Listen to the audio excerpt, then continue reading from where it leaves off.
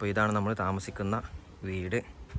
അപ്പോൾ നമ്മൾ ആദ്യ ദിവസത്തെ യാത്രയെക്കുറിച്ച് അഭിപ്രായങ്ങൾ നമ്മുടെ മുഹമ്മദ് മാഷോട് ചോദിക്കാം. മാഷേ, എങ്ങനെയുണ്ടായിരുന്നു ആദ്യത്തെ ദിവസം? നല്ല അഭിപ്രായമാണ് പറയാനുള്ളത്. കാരണം ഞങ്ങൾ ഇന്നലെ വൈകിട്ട് ഒരു 6 മണിയോട് കൂടി ഞങ്ങളെ കതുവത്ത് ദ്വീപിലെത്തി. ഞങ്ങളുടെ സ്പോൺസർ ഞങ്ങളെ ഒരു വീട്ടിൽ കൊണ്ടുവന്ന് താമസിപ്പിച്ചു. നല്ലൊരു വീടായിരുന്നു. അതിൽ AC ഒക്കെ ഉള്ള ഒരു 3 ബെഡ്റൂമുണ്ട്. ഞങ്ങൾ സുഖമായിട്ട് അവിടെ കഴിഞ്ഞു. രാത്രി ഭക്ഷണം അവർ കൊണ്ടുവന്നു. ഇന്ന് രാവിലെ അവർ എത്തിച്ചു തന്നു.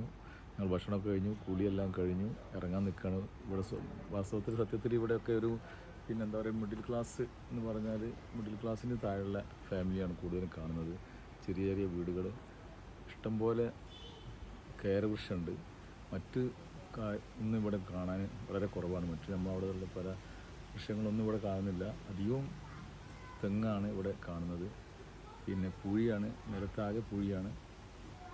ഞങ്ങൾ നല്ലൊരു വീട്ടിലാണ് താമസം. ഏകദേശം ഞങ്ങളുടെ ചുറ്റുപാടിൽ ഞങ്ങൾ താമസിക്കുന്ന വീടാണ് ഒരു നല്ല വീടായിട്ട് ഞങ്ങൾ തോന്നുന്നത്. മറ്റതൊക്കെ ചെറിയ ചെറിയ വീടുകളാണെങ്കിൽ അപ്പുറത്ത് സ്ഥലങ്ങൾക്ക് നല്ല വീടുണ്ടായിരിക്കാം. ഞങ്ങൾ താമസിച്ച ഏരിയയിലെ കാര്യം മാത്രമാണ് ഇപ്പോൾ ഞങ്ങൾക്ക് പറയാനുള്ളത്. അപ്പോൾ ഇന്നത്തെ നമ്മുടെ ബ്രേക്ക്ഫാസ്റ്റ് നമുക്കൊന്ന് പരിചയപ്പെടാം. നല്ല പത്തിരിയുണ്ട്, പിന്നെ കറിയാണ്. സ്വാഭാവികമായിട്ടും മീൻ കറി ആയിരിക്കും. എന്തിലും ഒരു മീനിൻ്റെ സാന്നിധ്യം വരെ ഇവിടുത്തെ എന്ത് വിഭവത്തിലും ഉണ്ടാവും. ഇതാണ് ഞങ്ങൾ താമസിക്കുന്ന വീടിൻ്റെ ബാക്ക് സൈഡ്. ഇവിടെയൊക്കെ വസ്ത്രങ്ങളൊക്കെ അലക്കിയിട്ടിട്ടുണ്ട്. പിന്നെ ഇത് ഈ വീട്ടിലുള്ളൊരു കിണറാണ്. താഴെ വരെ റിങ് ഇറക്കിയിട്ടുണ്ട്. റിങ് ഇറക്കിയ കിണറാണ്. വെള്ളമുണ്ട്, നിങ്ങൾക്ക് നോക്കിയാൽ മനസ്സിലാവും. വലിയ ആയ കാര്യങ്ങളൊന്നുമില്ല, പക്ഷേ വെള്ളം കാര്യങ്ങളൊക്കെ ഉണ്ട്. ടാങ്ക് പിന്നെ ഇതിൻ്റെ മുകളിലാണ്, അവിടെയാണ് ടാങ്ക്. പിന്നെ ഈ വീട്ടിൽ 3 ബെഡ്റൂം, അതുപോലെ 4 ബാത്റൂമുണ്ട്. പുറത്തെ ബാത്റൂമാണത് ഈ കാണുന്നത്. എല്ലാവിധ സൗകര്യങ്ങളുള്ള വീടാണ്. പിന്നെ ഇവിടെ കുറച്ച് പണി ആയുധങ്ങളെ പോലെയുള്ള കുറച്ച് സാധനങ്ങളൊക്കെ ഉണ്ട്. ഇവരിവിടെ ഫിഷിങ്ങിനും മറ്റു കാര്യങ്ങളൊക്കെ ഉപയോഗിക്കുന്ന സാധനങ്ങളായിരിക്കും എന്നാണ് മനസ്സിലാക്കുന്നത്. അതുപോലെ തന്നെ ഇവിടെയും ഒരു ഷെഡ് പോലെ അവിടെ കുറേ സാധനങ്ങളും അല്ലറ ചില്ലറ സാധനങ്ങളൊക്കെ ഉള്ള ഒരു ഏരിയ ഉണ്ട്. പിന്നെ ഇവിടുന്ന് അങ്ങോട്ട് തുറന്നാൽ നമുക്ക് പുറത്തെ കാഴ്ചകളൊക്കെ കാണാൻ കഴിയും. ഇവിടെ കൂട്ടിൽ കോഴികളൊക്കെ കാണുന്നുണ്ട്. നമ്മൾ താമസിക്കുന്ന വീടിൻ്റെ ഈ ഒരു ഗേറ്റ് തുറന്നാൽ ഇവിടെയും ക്രിസ്ത്യാനോ റൊണാൾഡോക്കെ ആരാധകരുണ്ട് കേട്ടോ. ഇതിൻ്റെ CR7. ഇതിൻ്റെ ദ്വീപിൻ്റെ മറ്റൊരു പ്രത്യേകത എന്ന് പറഞ്ഞാൽ എല്ലാ ആളുകളും പരസ്പരം അങ്ങോട്ടും ഇങ്ങോട്ടും അറിയും. എന്ത് കാര്യത്തിനും അവർ കൂടെ ഉണ്ടാവും എന്നുള്ളതാണ്. ഓക്കെ, ഞങ്ങൾ നിൽക്കുന്ന ഈ ദ്വീപിൻ്റെ ആകെ നീളം എന്ന് പറയുന്നത് 12 കിലോമീറ്ററാണ്. ലക്ഷദ്വീപിലെ ദ്വീപുകളിൽ ഏറ്റവും നീളം കൂടിയ ദ്വീപാണ് ഇതാണെന്നാണ് മനസ്സിലാക്കുന്നത്. അപ്പോൾ ഇന്നത്തെ നമ്മുടെ ദ്വീപിലെ രണ്ടാമത്തെ ദിവസത്തിൻ്റെ യാത്ര ആരംഭിക്കാൻ ഏതാനും നിമിഷങ്ങൾ മാത്രമേ ഉള്ളൂ. നമ്മൾ നമ്മുടെ സ്പോൺസറായിട്ടുള്ള ഹസീബ് ഖാനെ വെയിറ്റ് ചെയ്തുകൊണ്ടിരിക്കുകയാണ്. അപ്പോൾ ഇന്ന് നമ്മൾ ചെയ്യുന്ന കാര്യങ്ങൾ, ഇന്ന് നമ്മൾ ആദ്യം ഇവിടുത്തെ പോലീസ് സ്റ്റേഷനിൽ പോയിട്ട് നമ്മുടെ കാര്യങ്ങളൊക്കെ ഇവിടെ എത്തി അവിടെ പോയിട്ട് അവിടെ സൈൻ ചെയ്യണം. നമ്മളിവിടെ എത്തി എന്നുള്ള കാര്യം അവിടെ പോയി സൈൻ ചെയ്യണം. അതിന് ശേഷം മാത്രമേ നമുക്ക് പുറത്തിറങ്ങി നമ്മുടെ കാഴ്ചകൾ മറ്റൊക്കെ കാണാൻ വേണ്ടി സാധിക്കുള്ളൂ. ഇവിടെ നമുക്ക് കാണാൻ കഴിയും അധികം മിഡിൽ ക്ലാസ് ഫാമിലീസാണ് ഇവിടെ കൂടുതലായിട്ടുള്ളത്. നമുക്കറിയാം ചുറ്റും വീടുകളാണുള്ളത്, ചെറിയ ചെറിയ വീടുകളാണ്. പിന്നെ പുറകിൽ കാണുന്നത് പോലെയുള്ള 2 നില വീടുകളൊക്കെ പണി നടന്നുകൊണ്ടിരിക്കുന്നതേ ഉള്ളൂ. അതായത് നമ്മുടെ നാടിൻ്റെ ആ ഒരു പുരോഗതിയിലേക്ക് ഇവർ എത്തുന്നതേ ഉള്ളൂ. ഇവിടുത്തെ റോഡുകളൊക്കെ പൂർണ്ണമായിട്ടും ഇതുവരെ കണ്ടതിൽ വെച്ച് എല്ലാം പൂർണ്ണമായിട്ടും കോൺക്രീറ്റ് ചെയ്തിട്ടുള്ള റോഡുകളാണ്. നിങ്ങൾക്ക് എൻ്റെ പിറകുവശത്തൊക്കെ കാണാൻ കഴിയും. അപ്പോൾ നമ്മുടെ ഇവിടുത്തെ കാര്യങ്ങളൊക്കെ ചെയ്യാനും വേണ്ടിയിട്ട് നമ്മുടെ സുഹൃത്ത് ഹസൻക്ക് അവിടെ എത്തിയിട്ടുണ്ട്. അപ്പോൾ ഇന്നലെ നമ്മൾ നേരെ പോലീസ് സ്റ്റേഷനിലേക്ക് പോകില്ലേ? പോലീസ് സ്റ്റേഷൻ പെർമിറ്റ് ഒക്കെ നോക്കണം. വണ്ടി എത്തിയിട്ടുണ്ട്. അപ്പോൾ ഞങ്ങൾ ഏതാനും നിമിഷങ്ങളൊക്കെ ഇവിടുന്ന് ഇറങ്ങും. ഓക്കെ, അതിന് ശേഷം ഒന്ന് പൂർണ്ണമായിട്ടും സൈഡ് സീനിങ് മറ്റു കാര്യങ്ങളൊക്കെയാണ്. ഇതാണ് നമുക്ക് പോകാൻ വേണ്ടിയിട്ടുള്ള വാഹനം. അങ്ങനെ നമ്മുടെ വാഹനം ബീച്ച് സൈഡിലേക്ക് എത്തിയിരിക്കുകയാണ്. നമ്മുടെ വെരിഫിക്കേഷൻ പ്രോസസ്സ് കംപ്ലീറ്റ് ചെയ്യുന്നതിന് വേണ്ടിയിട്ട് നമ്മൾ പോലീസ് സ്റ്റേഷൻ ലക്ഷ്യമാക്കിയിട്ടാണ് നമ്മുടെ യാത്ര. ആ ഒരു സമയത്തിന് അതിമനോഹരമായിട്ടുള്ള ബീച്ച് സൈഡിൽ കൂടിയാണ് നമ്മുടെ യാത്ര പുരോഗമിച്ചു കൊണ്ടിരിക്കുന്നത്. ഇളം പച്ച നിറത്തിലുള്ള അതിമനോഹരമായിട്ട് അണിഞ്ഞൊരുങ്ങി നിൽക്കുന്ന കടലിനെ നമുക്ക് ഈ ഒരു അവസരത്തിൽ തന്നെ കാണാൻ സാധിക്കുന്നുണ്ട്. ബീച്ചായാലും അതുപോലെ തന്നെ ബീച്ച് സൈഡായാലും അതിമനോഹരമായിട്ടാണ് നമുക്ക് കാണപ്പെടുന്നത്. അപ്പോൾ ഈ പോലീസ് ഹെഡ് പോസ്റ്റിലേക്കാണ് നമ്മൾ എത്തിയിട്ടുള്ളത്. ഇവിടെയാണ് ഇതിൻ്റെ വെരിഫിക്കേഷൻ കാര്യങ്ങളൊക്കെ നടക്കുന്നത്. അപ്പോൾ നമ്മളെ പെർമിറ്റ് ഇവിടെ കൊടുത്തു. ആധാർ കയ്യിൽ പിടിച്ചിട്ടുണ്ട്, എന്തെങ്കിലും ആവശ്യം വരികയാണെന്നുണ്ടെങ്കിൽ കാണിക്കാൻ വേണ്ടിയിട്ട്. അപ്പോൾ അവരവിടെ നമ്മളെ കാര്യങ്ങളൊക്കെ ചെക്ക് ചെയ്യുന്നുണ്ട്. നമ്മളെല്ലാവരും ഇവിടെ ഇപ്പോൾ വെയിറ്റ് ചെയ്തുകൊണ്ടിരിക്കുകയാണ്. അങ്ങനെ നമ്മുടെ പോലീസ് വെരിഫിക്കേഷൻ മറ്റു കാര്യങ്ങളൊക്കെ വളരെ ഭംഗിയായിട്ട് തീർന്നു. ഇനി നമ്മൾ കഡ്മത്ത് ദ്വീപിലെ വളരെ പ്രധാനപ്പെട്ട ചരിത്ര പ്രാധാന്യമുള്ള ഒരുപാട് സ്ഥലങ്ങളും മറ്റു കാര്യങ്ങളൊക്കെ ഉണ്ട്. അതൊക്കെ സന്ദർശിക്കാൻ വേണ്ടിയിട്ട് നമ്മൾ പോയിക്കൊണ്ടിരിക്കുകയാണ്. നമ്മുടെ ഈ യാത്രയിൽ റോഡിൻ്റെ ഇരുവശങ്ങളിലുമുള്ള തെങ്ങുകൾക്കെല്ലാം ഒരു പ്രത്യേക രീതിയിൽ പെയിൻ്റ് അടിച്ചിരിക്കുന്നതായിട്ട് നിങ്ങൾക്ക് കാണാൻ കഴിയും. അതിന് പിന്നിൽ മറ്റൊരു കാരണമുണ്ട്, അത് നിങ്ങളോട് പിന്നീട് അറിയിക്കാം.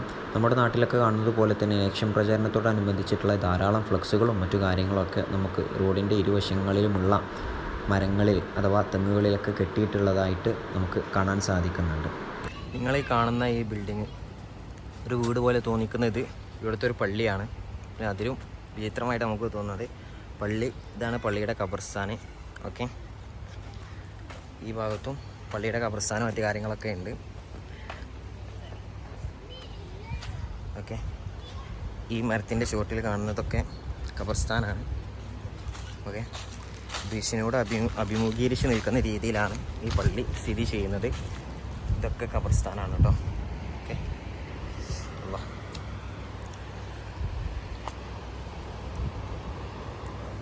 ഇതാണ് പള്ളി കേട്ടോ.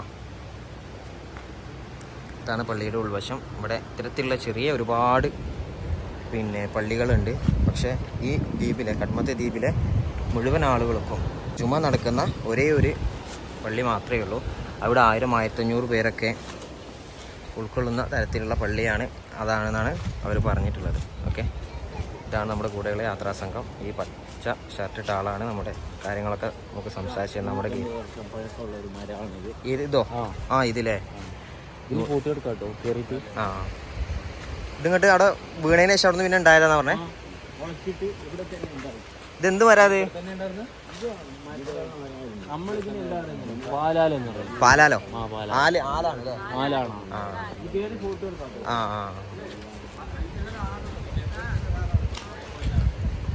150 വർഷം അല്ലേ?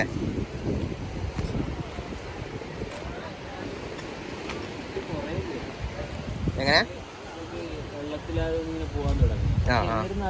ഇതിൽ പച്ചയുണ്ട്, പച്ചയുണ്ട്. ഇത് കടലിൽ നിന്നിട്ട് ഇത് ഖബർസ്ഥാനായിരുന്നു ഇതിന്റെ ഇവിടെ. ഇത് വീണപ്പോ ഈ ഖബർസ്ഥാനിൽ പോയി കൊറേയൊക്കെ ഇങ്ങനെ നല്ല പഴക്കമുണ്ട്. ഇപ്പൊ ഇവിടെ ഖബർസ്ഥാൻ ഇപ്പൊ ഇല്ല, പഴയതുള്ളൂ. പഴയത് ഇപ്പൊ ഇവിടെ ഉള്ള പഴയതാണല്ലേ? കേറാം നമുക്ക്.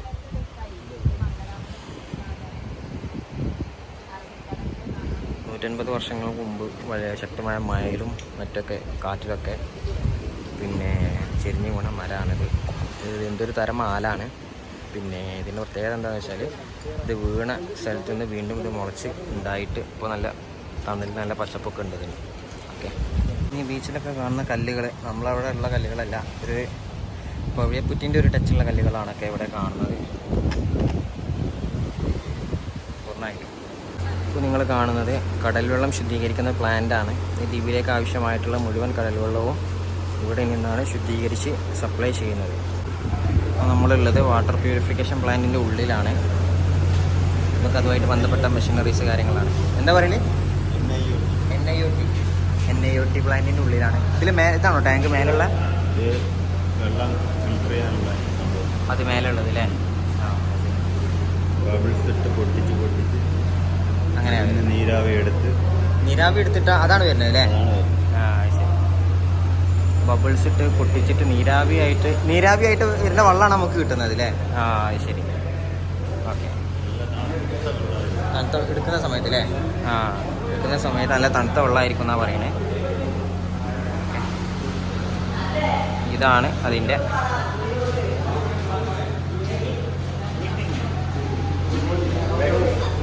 നേരെ വാ. അപ്പോൾ നമ്മൾ അതിൻ്റെ കൂടുതൽ കാഴ്ചകൾ കാണാൻ വേണ്ടി ഇതിൻ്റെ മുകളിലേക്ക് പോവാണ്. ഓക്കെ, ഇപ്പോൾ നിങ്ങൾ ഈ കാണുന്ന ഈ ടാങ്ക് മോഡലുള്ള ഇതിൽ ആ ഒരു ബബിൾസ് രീതിയിൽ വെള്ളം പൊന്തി വന്ന് പൊട്ടിയിട്ട് നീരാവിയായിട്ട് മാറുമല്ലോ. ആ നീരാവിയായിട്ട് വരുന്ന വെള്ളമാണ് കുടിക്കാൻ വേണ്ടിയിട്ട് ഉപയോഗിക്കുന്നത് എന്നാണ് ഇവർ പറഞ്ഞിട്ടുള്ളത്. നമ്മളിപ്പം ഇവിടുത്തെ ഒരു കോളേജിൻ്റെ മുന്നിലുള്ള അതിമനോഹരമായിട്ടുള്ള ഒരു ബീച്ചിലേക്കാണ് എത്തിയിട്ടുള്ളത്. നമ്മുടെ നാട്ടിലൊന്നും സ്വപ്നം കഴിയാത്ത രീതിയിലുള്ള മനോഹരമായിട്ടുള്ള ബീച്ച്, നാച്ചുറലി ഓൾറെഡി ഉള്ളൊരു മനോഹരമായിട്ടുള്ള ബീച്ചാണ് ഇവിടെ ഉള്ളത്. Okay, government college of arts and science ഇതാണ് കോളേജിൻ്റെ പേര്. അപ്പോൾ നമ്മൾ പ്രത്യേക പെർമിഷനും കാര്യങ്ങളൊക്കെ എടുത്ത് കോളേജിൻ്റെ ഉള്ളിലേക്ക് പ്രവേശിക്കാൻ പോവുകയാണ്. അപ്പോൾ നമ്മൾ കോളേജിൻ്റെ ഉള്ളിലേക്ക് പ്രവേശിക്കുകയാണ്. ഇതാണ് ഇവിടുത്തെ കോളേജ്. ഇത് മനോഹരമായിട്ടുള്ള കോളേജാണ്. കോളേജല്ല തെറ്റപ്പാട്ടോ അല്ലേ?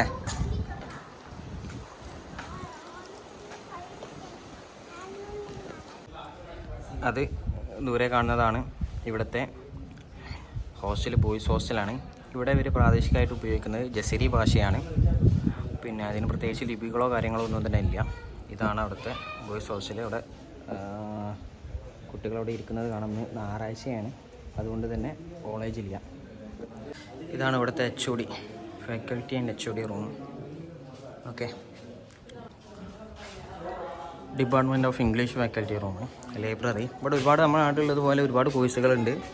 BSc മാത്സ് ഒരുപാട് കോഴ്സുകളുണ്ട്.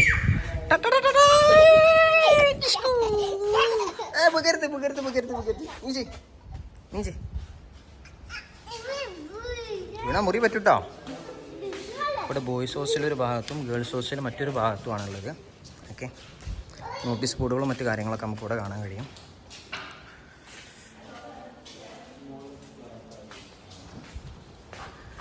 ഇതാണ് 5th 6th sem BSc mathematics class. Smart class room. 1st 2nd sem BA English. മരങ്ങൾ. മനോഹരമായ ക്യാമ്പസാണ്. നമ്മൾ നിൽക്കുന്നത് government of arts and science കോളേജിലാണ്. ഇവിടുത്തെ പ്രാദേശികമായിട്ട് ഇവിടുത്തെ ആളുകളായിട്ട് സംസാരിച്ച സമയത്ത് ഇവർ പറഞ്ഞത് ഇത് ആദ്യം നമ്മുടെ കാലിക്കറ്റ് യൂണിവേഴ്സിറ്റിൻ്റെ കീഴിൽ ഉണ്ടായിരുന്നൊരു കോളേജാണ്.